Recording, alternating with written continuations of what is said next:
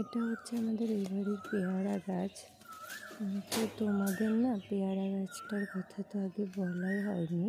দেখো কত ছোট ছোট পেয়ারা ধরেছে, ছোট্ট ছোট্ট পেয়ারা। এগুলো কিন্তু আমার বাবা বলছে যে বৃষ্টির আগেই এগুলো বড় হয়ে যাবে, সো এগুলো কিন্তু মিষ্টি হবে, দারুণ খেতে হবে। আর বাড়ির পেয়ারা আরও টেস্টি হবে। দেখো এই দেখো ফুল হয়েছে, দেখো এখানে এই দেখো দুটো ফুল আছে একসঙ্গে এক জায়গাতে। কী দারুণ না?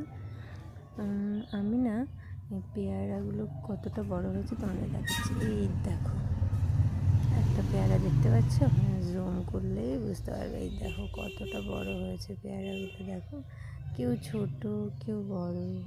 দেখছো, পেয়ারা খেতে কিন্তু আমার বেশ লাগে। তোমরাও কমেন্টে জানিও কার কার পেয়ারা খেতে ভালো লাগে, ঠিক আছে?